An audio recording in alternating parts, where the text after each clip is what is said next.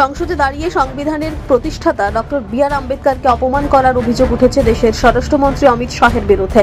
তারই প্রতিবাদে দেশের বিভিন্ন প্রান্তে প্রতিবাদে নেমেছে বিরোধীরা। স্বরাষ্ট্রমন্ত্রী অমিত শাহকে ক্ষমা চাইতে হবে এই দাবি তুলে শুক্রবার সকালে দুর্গাপুরের 9 নম্বর ওয়ার্ডে প্রতিবাদে নামলেন তৃণমূলের কর্মী সমর্থকরা।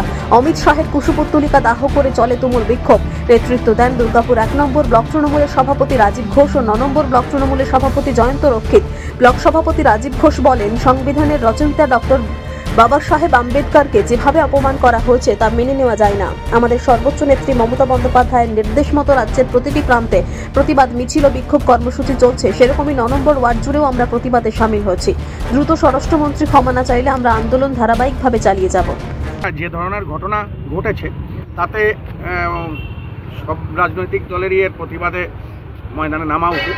যাই হোক, আমি অন্য রাজনৈতিক দলের প্রসঙ্গে যাচ্ছি না। আমাদের নেত্রীর নির্দেশে আমরা আমাদের ব্লকের অন্তর্গত 9 নম্বর ওয়ার্ডে আজকে এই কুশপুতুল দাহ এবং প্রতিবাদ বিক্ষোভ হলো এবং এটা আমাদের ব্লকের বিভিন্ন অংশে আমরা এটা আগামী কয়েকদিনের মধ্যে এই কর্মসূচি লাগাতার নিয়ে যাব। কারণ আমরা যেটা মনে করছি যে এটা শুধু ভীমরাও সাহেবের, আম্বেদকর সাহেবের অপমান নয়, এটা তপশিলি জাতি, অনগ্রসর জাতির যে মানুষজন আছে তাদেরও প্রতি এটা একটা অসম্মান। এবং আমি আহ্বান জানাবো সাধারণ মানুষকে এই প্রতিবাদে অংশগ্রহণ করা। যে সংবিধান, সেই সংবিধানকে অপমান করলেন যিনি আমাদের সংবিধানের প্রণেতা, সেই সংবিধানের যে 75 বর্ষ পূর্তি উপলক্ষে যাকে সম্মান জানানো উচিত তাকেই অপমান করলেন রাজ্যসভাতে দাঁড়িয়ে। এবং আমরা দেখতে পাচ্ছি দেশের প্রত্যেকটি বিরোধী রাজনৈতিক দল ঐক্যবদ্ধভাবে প্রতিবাদ জানাচ্ছে।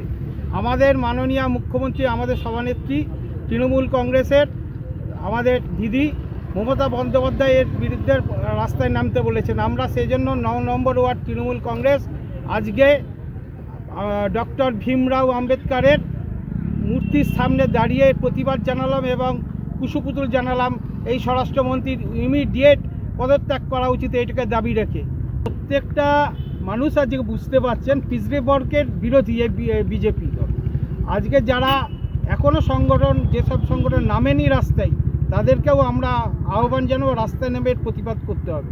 কেননা এরা হচ্ছে শুধু আপার কাস্ট নিয়েই এরা ভাবে, এরা নিচের লোকেদের গায়ে পেচ্ছাপ করে দেয়, অপমান করে, এই ধরনের এরা রাজনীতি করে এই বিজেপি দলটা। তার বিরুদ্ধে প্রতিবাদ জানাতে হলে সবাইকে ঐক্যবদ্ধ হয়ে নামতে হবে। দুর্গাপুর থেকে সনাতন গড়াইয়ের রিপোর্ট, টিভি নিউজ 10।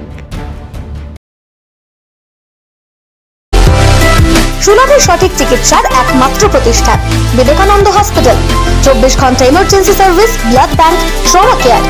আপনাদের সেবায় আমরা তৎপর।